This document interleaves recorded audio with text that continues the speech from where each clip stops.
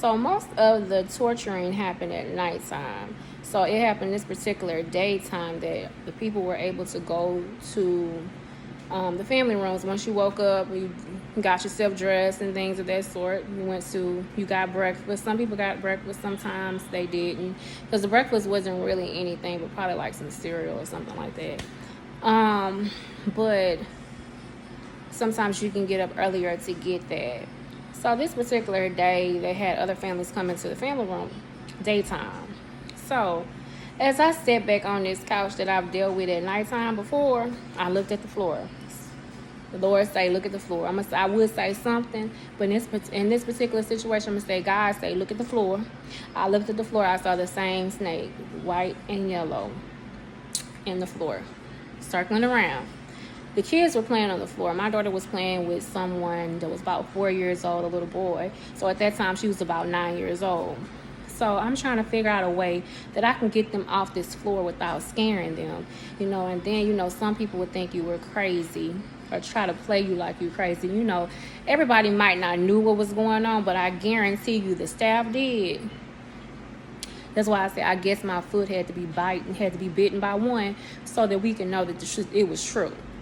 So I was like, okay, if this bite did this much to my foot, when I say it swole my ankles on both ankles, it happened on the right foot, but it swole my ankles on both legs, my legs on both legs. So my legs were swole, my ankles were swole, and my feet were swole.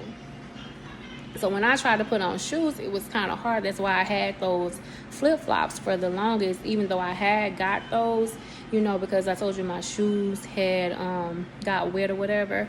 So I'm walking around, because the flip-flops were better for me because of my foot being swollen. But I told you I went and got the shoes out the store that they had up in the shelter after you did chores or whatever. All right, so I was like, I told my daughter, I was like, I called her name, and I was like, get up, please get up. Of course, your child's going to ask you why, because she's playing. And I'm trying to play it off like, just get up. And so I knew if I can get her up, that the little boy would get up. Keep in mind, this is a child to a couple that was in the shelter, that the mama was mean. The daddy was like, I think she thought everybody wanted her man.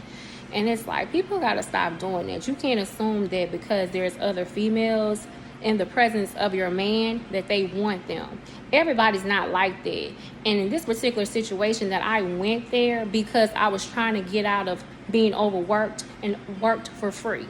So this is what, I decided to do, not knowing it would be this bad. No matter what the situation was or the reason that I was there, none of this should have happened. That's just the truth. And I don't know if this is happening in other shelters, but if it is, somebody needs to get to the bottom of that, because that's not fair for people to go through that and they're just trying to have somewhere to lay their head. Now, I went there, like I said, I guess you can say I was in the area, so I was able to be an example. I don't really call it an example. I guess I was the guinea pig of how people treat you. Now, I don't know if it was just me, but because it also happened in the daylight, it lets me believe that they really didn't give a care who the snake bit. But I would rather not see a child, if I can help it, get bit by a snake, because it'll be far worse.